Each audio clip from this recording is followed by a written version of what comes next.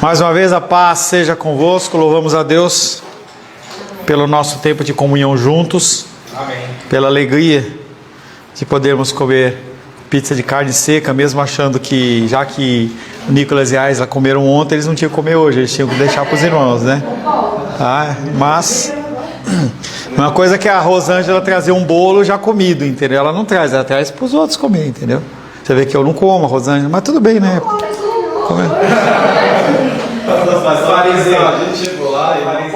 Pergunta número 12. Pergunta número 12. 12? Dove é o salbanete, né? Que ato especial da providência exerceu Deus para com o homem no estado em que ele foi criado? Que ato especial da providência exerceu Deus para com o homem no estado em que ele foi criado? Quando Deus criou o homem, fez com ele um pacto. Ouvimos bastante isso ontem, hein? Lúlia, dá uma ajeitadinha. Ah, não, pensei que era Luiz. Lúlia, dá uma ajeitadinha no vídeo aí, por favor, tá? Que eu encaixei o fone, o negócio aí. Quando Deus criou o homem, fez com ele um pacto de vida com a condição da perfeita obediência, proibindo-lhe comer da árvore da ciência ou do conhecimento do bem e do mal, sob a pena de morte. Então Deus ele faz um pacto com o ser humano, algo que é ilustrado lá em Abraão, quando ele faz aquele pacto com Deus, e ontem foi exemplificado lá no grupo dos homens, que a condição pacto, a palavra pacto, ela significa corte. Então Deus, ele era um princípio, inclusive, que era associado às culturas pagãs, em que se pegava animais, e naquele caso pegou uma vaca, um boi, uma ovelha, mais não sei o que, uns passarinhos, e pegou e cortou no meio, corta no meio o bicho, entendeu? Deixa as metades assim, um do lado da outra no caminho, e aí era um pacto. Quando você queria fazer um pacto com um homem, na cultura, naquela época, você passava no meio. Aquilo aí estava simbolizando que você estava fazendo um pacto com a pessoa. Isso está na Bíblia, está lá em Abraão. Eu não lembro qual que é a passagem, tá? É Gênesis alguma coisa, tá? E aí o que acontece? É lá em Abraão, entendeu? Lá em Abraão, entendeu? E aí quando Deus vai fazer esse pacto com Abraão, Abraão passa, e aí na sequência passa o fogo de Deus, o fogareiro de Deus, exatamente fazendo aquela aliança, aquele pacto que não pode ser quebrado. Então foi feito um pacto de obediência. Quando Deus faz o mesmo pacto de uma maneira diferente com o homem ele quebra. Novamente, o que é o pacto? O pacto é um acordo de quem? Ele é um acordo bilateral, esse pacto? Unilateral. Quem determina ele é Deus. O homem não tem. Se for no livre-arbítrio, sim. Fora do livre-arbítrio, é só Deus, em que Deus ele determina como que é que vai agir. Ele tem todas as cartas na mão e ele determina. Dentro da cultura do livre-arbítrio, o homem ele participa dessa situação. O que é o pacto? O pacto é um acordo unilateral entre Deus e o homem, firmado unicamente com base na vontade soberana e na sabedoria de Deus. É Deus quem determina esse pacto. Não é como um contrato no qual todas as partes precisam concordar. Eu vou vender o meu carro para a Diene. Hein? E aí o que tem que acontecer? Ela vai ter que assinar também. Eu assino, está pagando. Eu assino e ela assina. Não é um contrato. O pacto. Tão grande é a distância entre Deus e a criatura que, embora as criaturas racionais lhe devam obediência, nunca poderiam usufruir nada de Deus a não ser que a sua livre e soberana vontade, a qual foi representada pelo pacto, existisse. Então, nós somos seres racionais, mas mesmo sendo racionais, como o apóstolo Paulo já falou, e eu repito novamente, nós não conseguimos fazer aquilo que devemos fazer, ou que queremos fazer. Quando você trabalha dentro do âmbito do aconselhamento bíblico, você fala para a pessoa, você tem que fazer tal coisa. Ai, pastor, eu não consigo ler um capítulo, eu não consigo orar, eu não consigo. É interessante quando você vê, por exemplo, a pseudo-enfermidade do TDAH, a gente vê, por exemplo, a figura, desculpa, querido, não consigo identificar ainda, o Gabriel. Quando o Gabriel ele chega e fala assim, Gabriel, você tem que jogar menos. Ai, pastor, eu não consigo jogar menos, é mais forte do que eu. Quando eu chego na hora, eu não consigo, eu continuo jogando, é só mais uma partida. Entendeu? Mas nós falamos essas coisas. Entendeu? Mas a gente tem que entender que a nossa ação, ela só é possível com a ação de Deus. É por isso que eu bato tanto para você ler a Bíblia. Porque é ela que vai gerar transformação na sua vida. Não é a minha ação, não é o meu falar, o meu interceder, o meu brigar, não é nada disso. O que é a palavra de Deus que faz essa diferença. Tá? Então essa livre e soberana vontade de Deus foi representada pelo pacto. Isaías capítulo 40.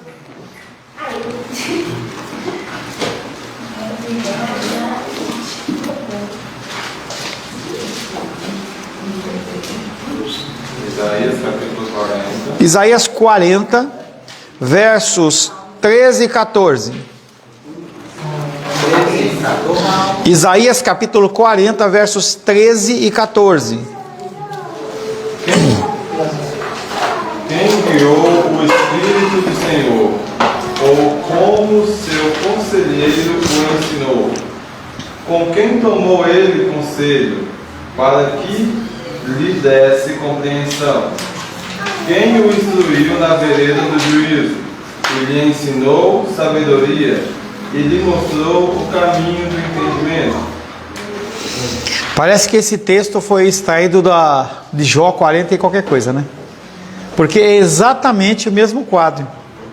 Jó olhando lá, Deus olhando para Jó e falando assim, onde você estava quando eu dei nome a todas as estrelas? Eu tenho um texto que eu estou lendo, de um livro de Gênesis, em que ele fala da quantidade de estrelas, o cara faz o cálculo, né? A quantidade de estrelas, a quantidade de galáxias, a quantidade de quilos que é o universo inteiro. Ele faz uma conta lá miraculosa lá, chega numa medida lá que ele fala assim, e a medida é não sei quantos trilhões de trilhões de trilhões de trilhões de trilhões, e mesmo assim, esse Deus é um Deus que fala que ele nomeia a estrela cada uma pelo seu nome. Eu não sei com quem eu estava essa semana que eu mostrei esse texto para a pessoa. Eu falei, olha que coisa louca. Para quem foi? Foi para Rô? Eu morei para Rô também. Mas eu mostrei para alguém que eu estava aconselhando. Mostrando da grandeza do nosso Deus. Então esse nosso Deus, ele é soberano. Novamente o texto de Isaías 40, 13 e 14. Quem guiou o Espírito do Senhor ou como conselheiro o ensinou? Ele vem falando assim, quem? Ninguém. Ele é autossuficiente nele mesmo, que é o que grande quantidade, a grande maioria dos países quer, ser autossuficiente nele mesmo. Então, em parte, o comunismo também quer isso. Eu quero ser autossuficiente no meu governo, no meu trabalho, eu não preciso de ninguém, não precisa de globalização. Uma economia como, por exemplo, a Coreia do Norte, ela não se relaciona muito com outros países, porque ela quer o quê? Ter o controle dela total. A mesma coisa aqui, falando do Espírito do Senhor, que ele não procura conselho de ninguém, ele não precisa. Por isso que quando ele faz o pacto dele é firmado apenas na sua vontade e no seu querer. É um pacto unilateral. O pacto é fruto da livre graça de Deus. Apesar disso, a responsabilidade da criatura... Estava olhando aqui, né? Apesar disso, a responsabilidade do homem não muda, permanece. Mesma coisa, não muda nada.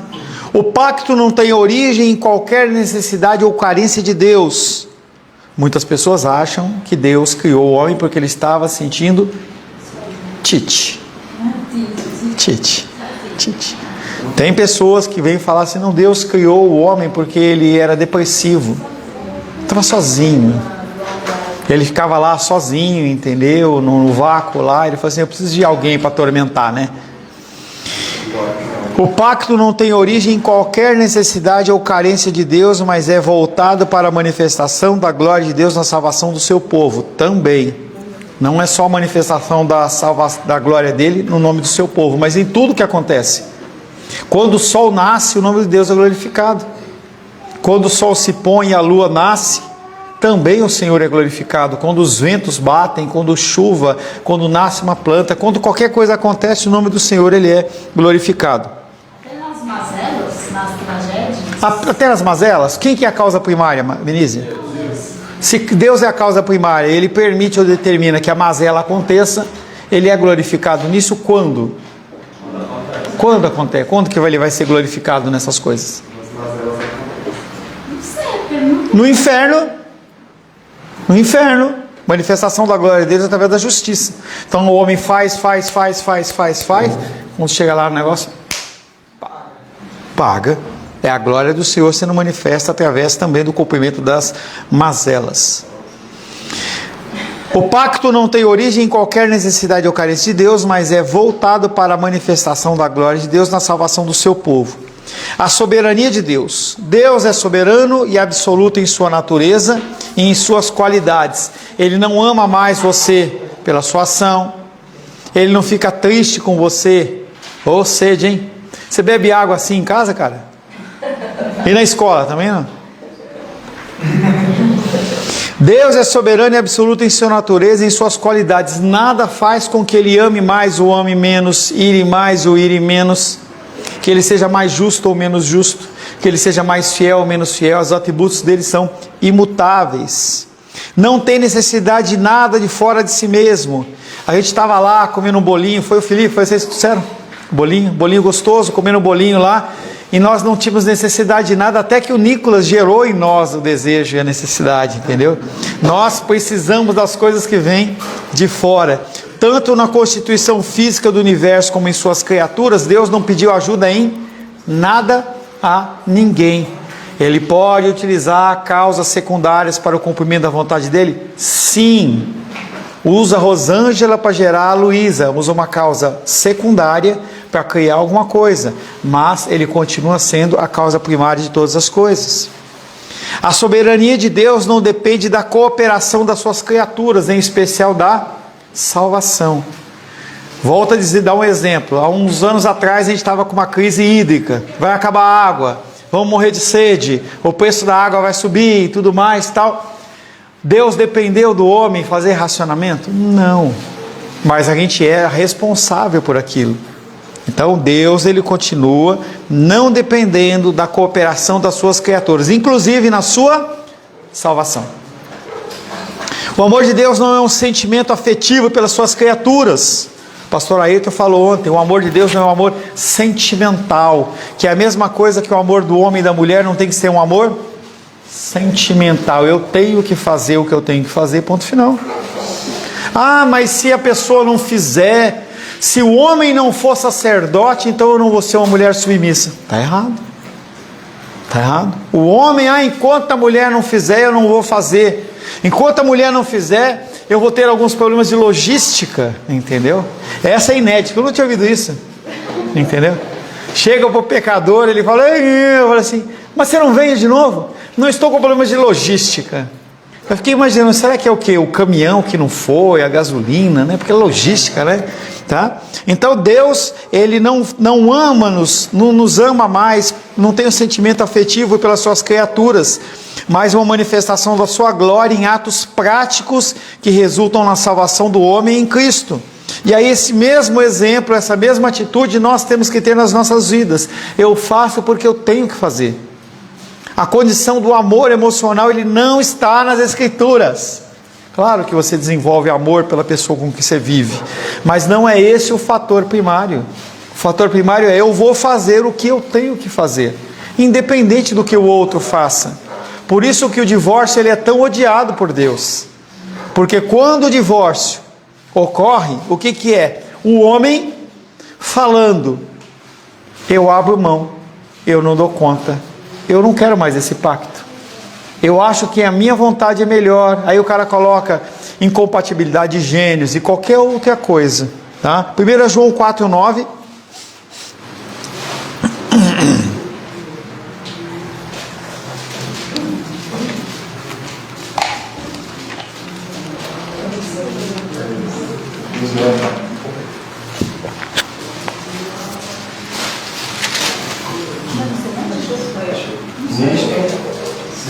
mostrou o amor de Deus em nós, em haver Deus enviado seu Filho unigênito ao mundo, para vivermos por meio dele. Então o amor de Deus ele se manifesta por causa de Cristo. Da mesma maneira, o nosso amor pelos nossos entes queridos e familiares, eles têm que partir de Cristo. Não é porque o outro. Por isso que aquela ideia de que eu tenho que amar a Deus sobre todas as coisas e o próximo como a mim mesmo. Mas primeiro eu tenho que me amar, porque como é que eu vou amar a Diene se eu não consigo me amar? Quem disse que você não se ama? Quem disse que você não se ama? Você é o ser que você mais se ama. O pacto visa a salvação e o bem-estar do ser humano em segunda instância. Primeira instância, em primeira instância, a glória de Deus. A glória de Deus.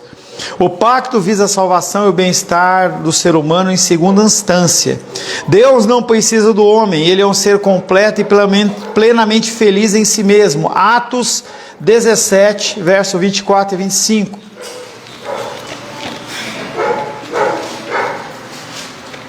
Mas quando fala de amor, assim, você ama demais, não é contrário, é contrário à autocomiseração. Porque a pessoa que está com autocomiseração, há amor nisso? Lógico que tem. Por que você tem pena de si mesmo? Porque você acha que você merece mais do que você tem. Ué, não é? Não é? Por que você fica com pena de si mesmo? Porque você acha que você merecia algo que você não tem. Senão você não teria pena. Atos 17, 24 e 25. O Deus que tem... Não. Não. Não. Não é você. É o... Deus que fez o mundo e tudo que nele existe, sendo ele o Senhor do céu e da terra, não habita em santuários feitos por mãos humanas, nem é servido por mãos humanas, como se de alguma coisa precisasse, pois ele mesmo é quem a todos dá vida, respiração e tudo mais. Não é servido por mãos humanas, como se alguma coisa ele precisasse. Deus não precisa de nada de você. Absolutamente nada de você. A sua oração, seu dízimo, sua oferta, sua frequência, sua adoração, Deus não precisa de nada de você. Helena, senta lá com o papai, senta. Senta lá, vamos lá. Você é grande, você não é pequena.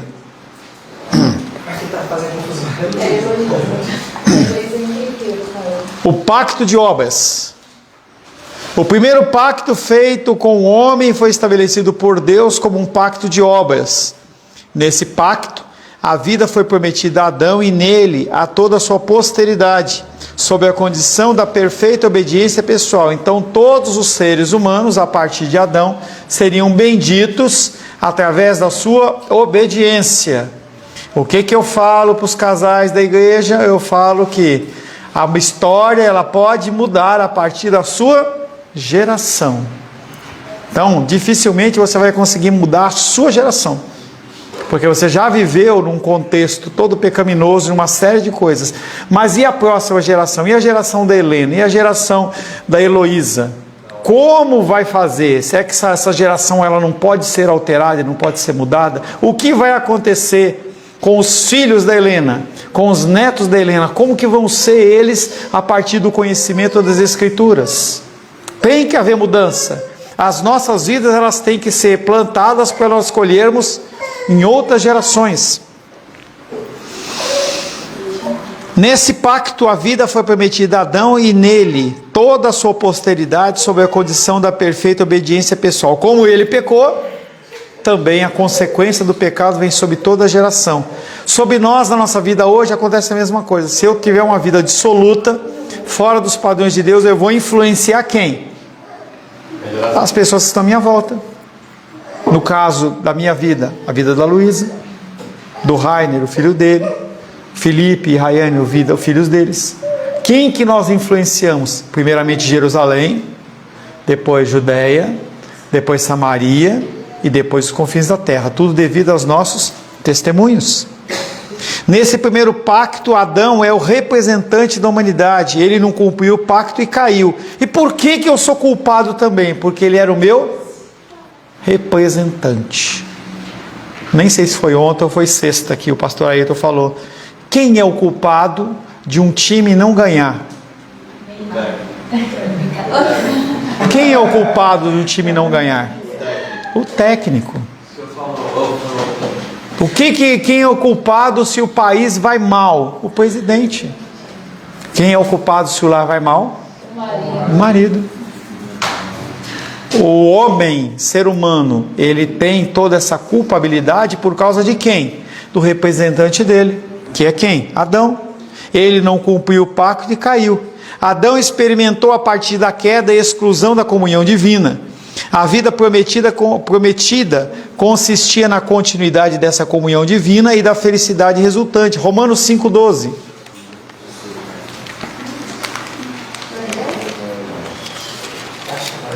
Agora é o Gabriel. Ele não leu? Não. Caio, lê aí. Romanos 5,12. Quem pulou foi o Rainer.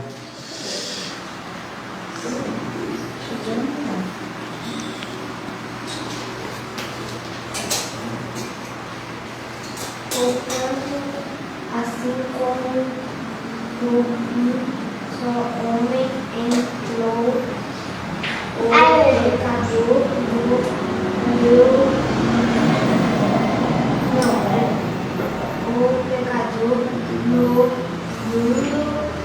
e pelo pecador a morte, assim também a morte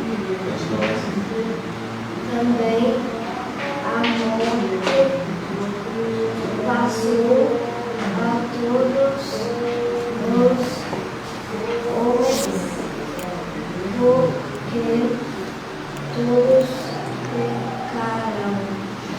Portanto, assim como por um só homem entrou o pecado no mundo e pelo pecado a morte, assim também a morte passou a todos os homens, porque todos pecaram. A partir de Adão, todos os homens se fizeram pecadores. A partir da quebra do pacto, o homem passaria a viver de acordo com as leis do mundo, herdando a natureza pecaminosa resultante da queda e tornando-se incapaz de restabelecer a comunhão perdida. Então, a partir de Adão, a comunhão com Deus foi cortada, não tem mais comunhão. As pessoas podem olhar, podem orar, podem levantar a mão para o céu, podem matar bicho, podem fazer o que quiser. A pessoa não estabelece comunhão com Deus, porque o preço da comunhão é o quê? O sangue de Cristo. É a única coisa. Pelo sangue, a remissão dos pecados e permite que nós possamos ter comunhão com o Senhor. Então, a partir da quebra do pacto, o homem passa a viver de acordo com as leis do mundo. Ou seja, toda a condição que Deus já trouxe como consequência do pecado, suor, dificuldade, espinho e tudo mais, Deus ele traz e o homem vai viver de acordo com aquela condição, herdando a natureza pecaminosa resultante da queda. Todo ser humano que nasce, ele já nasce pecador, ele já nasce pecador. A Igreja Católica Romana entende muito bem isso, chama essa criança não batizada de pagão. Nós somos pagãos à parte de Cristo e nós nos tornamos incapazes de restabelecer a comunhão perdida. Não tem nada que você venha fazer que restabeleça a comunhão com Deus, a não ser através do sangue do Cordeiro. O pacto de obras continua através da história do povo judeu. A lei que foi dada a Moisés é uma mera continuação do pacto das obras, que da mesma forma se mostra incapaz de salvar o homem, pois ninguém será salvo pelas obras da lei. Apesar de ter sido dado uma forma de agir, as pessoas não conseguiam completar, porque se você cumprir todos os detalhes da lei e deixar de fazer um, você é culpado em todos. Nem o melhor rabino, nem o melhor judeu, nada, nem o melhor sacerdote, nem o sumo sacerdote, ele consegue executar aquilo. Vem mostrando o quê? Por que Deus apresenta uma condição de regra e lei falha para o homem seguir? Por quê? Agora ele se manifestar. Através de quem? Do próprio Deus. através do sacrifício de Cristo. É Deus mostrando que o homem sem Cristo, ele não pode chegar a essa perfeição nunca. Vocês querem um rei? Então um rei. Há uma lei para vocês seguirem, eles vão seguir a lei. Eu não consigo. Exatamente. Que é o que foi falado em Gênesis. Há necessidade do sangue do cordeiro para você poder ter comunhão com o Senhor. Por mais que você se esforce, você não consegue cumprir as partes desse pacto. A partir da quebra do pacto, o homem passaria a viver de acordo com as leis do mundo, herdando a natureza pecaminosa resultante da queda. 1 Coríntios 15, 22.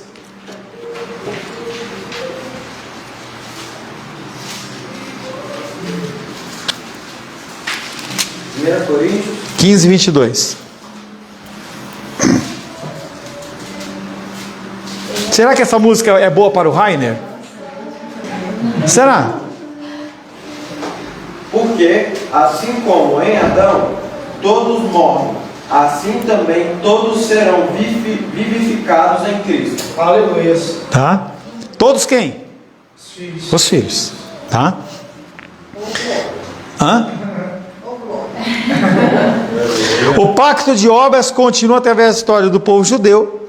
A lei foi dada a Moisés, a lei que foi dada a Moisés é uma mera continuação do pacto de obras, que da mesma forma se mostra incapaz de salvar o homem, pois ninguém será salvo pelas obras da lei. Romanos 3:20.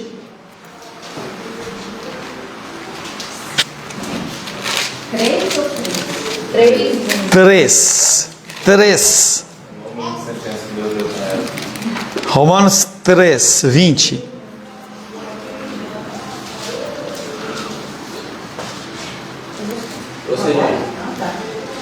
Visto que ninguém será justificado diante dele por obras da lei, em razão de que pela lei vem o pleno conhecimento do pecado. Então ele vem mais uma vez mostrando que por que foi dada uma lei falha, digamos assim, para o homem, ou melhor, uma lei perfeita que o homem falho não consegue seguir. Por quê? De novo, Jenny? Visto que ninguém será justificado diante dele por obras da lei, em razão de que pela lei vem o pleno conhecimento do pecado. E a finalidade da lei maior é o quê? Mostrar quão pecador você é. Quão pecador eu sou, quanto eu necessito de Cristo. Quanto mais você lê as Escrituras, mais você vê como a sua roupa está suja. Como vimos até aqui, pelas obras e pela lei, vem somente o conhecimento do pecado. Pois nenhum homem em toda a humanidade jamais conseguiu ou conseguirá cumprir rigorosamente toda a lei. Porque quem tropeça em um ponto, tropeça em toda a lei. Tiago 2,10.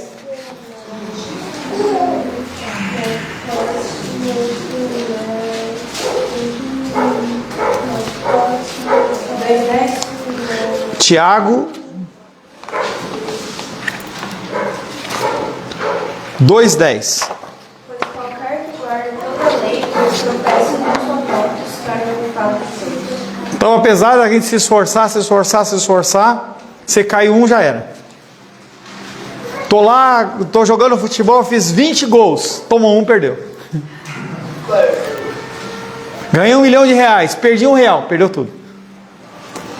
Por todos esses motivos, sendo o homem incapaz de cumprir a lei, Deus fez um segundo pacto, que é conhecido como o pacto da graça, onde ele oferece aos pecadores a vida e a salvação através de Jesus Cristo, dando a eles a fé em Cristo e o arrependimento para a vida, para que sejam salvos. Ou seja, todos os elementos para a salvação são concedidos pelo Senhor para nós, porque fora de Cristo não há nenhum tipo de salvação e não há nenhuma participação no sentido da salvação. A aliança da graça é realizada entre Deus e quem? A aliança da graça, ela é realizada entre Deus e quem? Não, porque o homem é pecador, é falho. Entre ele e ele. Ele faz o pacto com ele mesmo. Porque ele não derrama graça sobre nós. Derrama, mas essa graça, ela só é ativa através dele mesmo. Ele faz o pacto com ele mesmo. Eu vou matar o meu filho, e a partir do sacrifício dele, ou seja, ele mata ele mesmo, para poder satisfazer a vontade dele. A graça é o pacto dele com ele mesmo. Cristo, ele vai para cumprir o desígnio do Pai. Quando ele fala está consumado, o que é isso? É nada mais, nada menos do que fechando a conta dele com ele mesmo. Aquele versículo que a gente já leu muitas vezes, né, pastor? Por amor do meu nome. A aliança da graça realizada entre Deus e ele mesmo na pessoa de Jesus Cristo. Efésios 2:8.